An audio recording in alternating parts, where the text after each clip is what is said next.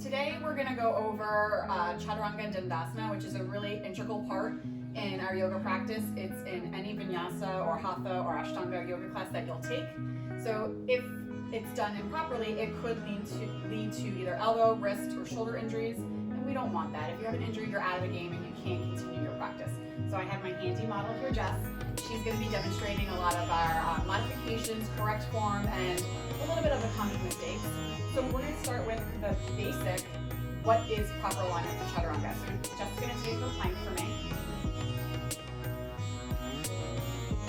Show the full plank to start. Yeah. So full plank here. Notice how Jess is basically a plank of wood. So you could balance a dinner plate on her back. That's how strong Jess is here. So in Chaturanga Dandasana, we're going to shift our shoulders up beyond the fingertips and then bend the elbows, squeezing the elbows to your rib cage. Go ahead and do that, yeah. And you notice how her elbows line up to her wrists. Good, and then drop your knees, push back into child's pose. Good. So that's really, really important to remember all those little keys. She shifted her shoulders forward beyond the fingertips, and that allowed, as she started to bend the elbows, that allowed her elbows to stack right over the wrist. That's really important because oftentimes if you're not shifting forward enough, what happens is the elbow ends up kind of at this weird angle, and it puts a lot of pressure on the elbow, and if you do repeat it over and over and over again, that could be an elbow injury. No good. So now, because you're in a yoga class oftentimes doing this, it doesn't really help you to modify this by going to a chair or a wall, which is what we discussed in our push-up video about going to an incline to really learn proper form. So for the sake of a class atmosphere, Jess is going to show you what we're going to do in your flow. If you're tired or you're just not strong enough to do a full chaturanga, she's going to start in plank. Jess will shift forward just like we discussed, and she's going to go ahead and drop the knees. Now, same alignment on the upper body, she's going to bend those elbows, squeezing the triceps towards her body, and that's her chaturanga. Relax, and you can push your butt back for child's pose.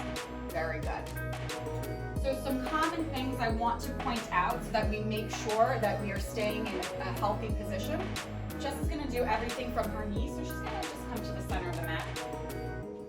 Good. And she's going to stay here. Nice 45-degree angle. That's the modification for plank and chaturanga. And a big thing I see that as the elbows are bending, the shoulders internally rotate. So go ahead and demonstrate that. So elbows are going to go back. Yeah, and you see, oh, look at her neck. Look at all that crunch right up in there. Not good. Not good for our bodies at all. Not good for the neck. Not good for her rotator cuff. So she's going to make sure that she keeps that collarbone open, chest to the floor, and she's going to bend those elbows again. Beautiful. Look how pretty she looks. Nice job, Jess. And then another common mistake, again, she's going to keep in the modification here so that we don't work her too hard. She had a long day. Another common thing you see here is that the shift doesn't take place. So the shoulders don't come over the fingertips. And look what happens when she tries to bend her elbows. Look at the placement, that weird 45-degree angle of the forearm. Lots of pressure on the elbow. No good. So again, she's going to show you one last time, shifting forward, what that 90-degree angle looks like from wrist to elbow. So she's going to shift. And again, yes, elbow stacked right over that wrist. Beautiful. And those are our common tips for Chaturanga Dandasana. If you have any questions, you can always feel free to email us or just rewatch the video.